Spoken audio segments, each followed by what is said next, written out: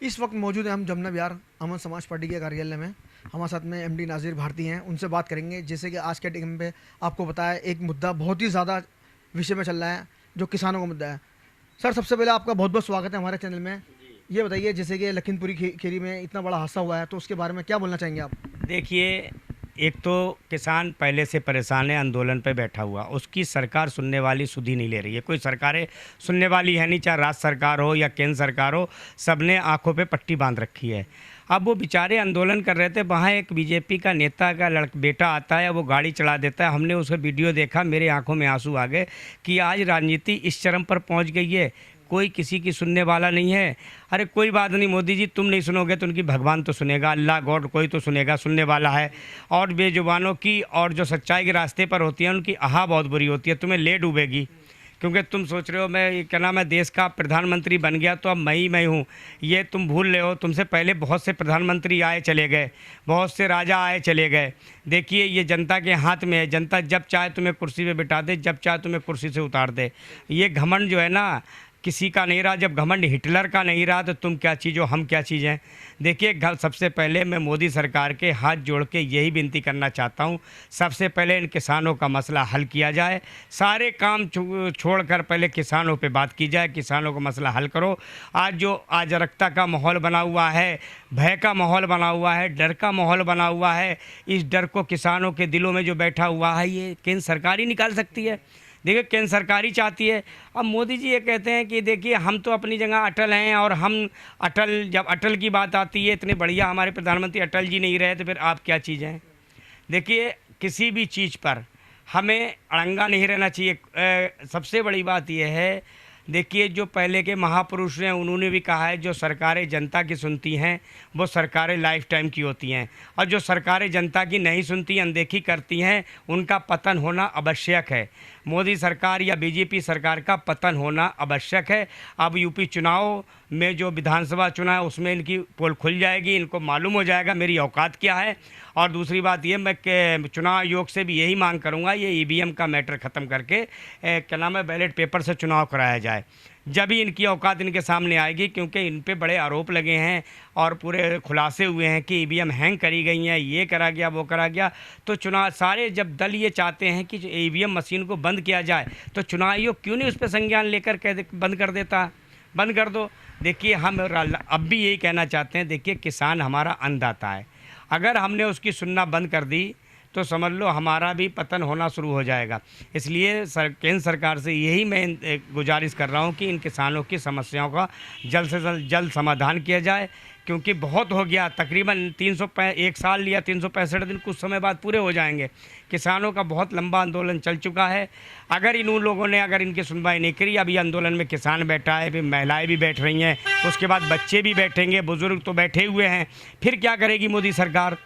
हम तो यही कहना चाहेंगे, जितने भी किसान यूनियन के लीडर हैं, नेता हैं किसान यूनियन के, उनसे ये कहना चाहेंगे, सबसे पहले आप एक काम करें, जितने भी एमपी एमएलएस हैं इनके घरों के बाहर धरना दिलवा दें और इन्हें घर से निकलने ना दें। सर, जैसे कि इन्होंने जो ऐलान करा है 45 लाख रुपए का, तो आप इससे इत्तेफाक नहीं रखते हैं क्या? कैसा 45 लाख? सर, जो ये जिनकी मृत्यु हुई है उनको 45 लाख रुपए मिलेंगे, जिनके जो चोटें लगी हैं उनको कुछ मुआवजा मिलेगा।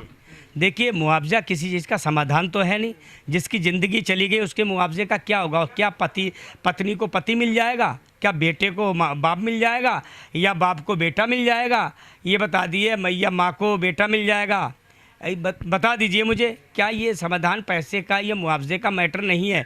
देखिए, अगर मोदी सरकार बंद आंखें हैं, अगर आंखें खोल के काम करे तो ये नौबत नहीं आती।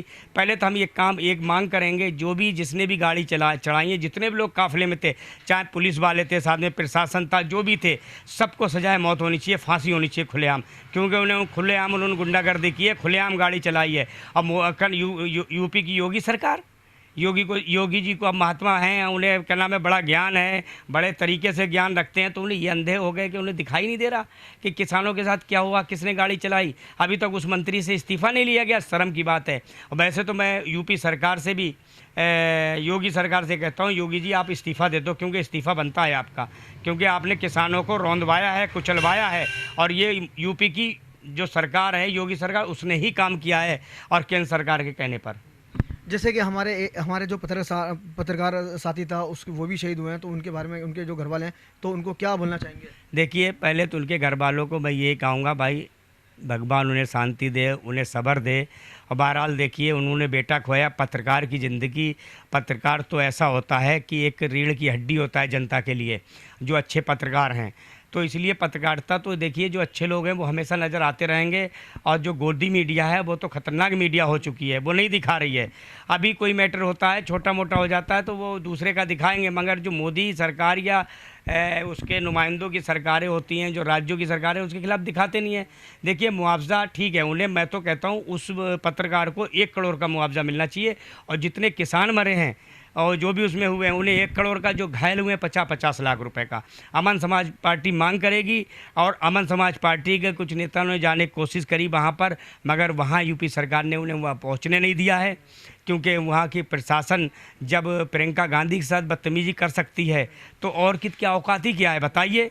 वहाँ की पुलिस पे मुझे हैरत हो रही है, एक इतने राष्ट्रीय लेवल की नेता प्रियंका गांधी और इतनी बड़ी पार्टी, उसके साथ भी एक पुलिस ऑफिसर गलत तरीके से व्यवहार करता है। ये कहाँ की राजनीति है, कहाँ का इंसाफ है? देखिए, इस सरकार को, मोदी सरकार को हम गरीब जनता से अपील करते हैं, उखाड़ फेंकें। कोई ऐसा ना, जो सरकारें गलत करती हैं हमें 5 साल का इंतज़ार नहीं करना होता है। अगर हम ठान लें और जनता ठान ले तो 24 घंटे में सरकार को उखाड़ के फेंका जा सकता है। हम यही जनता से मांग करते हैं, अब इनके भूल भुलैयों में ना आएँ, आप इन सरकारों से लड़ें, अपनी आवाज़ बुलंद करें, और जब आवाज़ बुलंद करेंगे जब ही आपकी हर समस्या का समाधान होगा। जय हिंद, जय भारत, जय भीम। देखिए, इन्होंने कितनी अच्छी बात की हमारे साथ में। अब जो सरकारें हैं जो अपनी अपनी मांगे कर रही हैं, यानी कि जो हमारे जो किसान भाई हैं काफ़ी टाइम से वो आंदोलन कर रहे हैं, पर उनकी भी नहीं सुनी। जैसे कि इन्होंने बताया कि प्रियंका गांधी भी वहाँ गई थी, प्रियंका गांधी वाड्रा, तो उनको भी जाने नहीं दिया, तो दूसरे लोगों को ये किस तरह जाने देंगे? जैसे कि इनका मानना ये है कि अब आगे देखना ये होगा कि इनकी जो डिमांड है वो कहाँ तक जाती है। कैमरामैन फैजान के साथ में मोहम्मद शाहिद अंसारी, जमुना बिहार।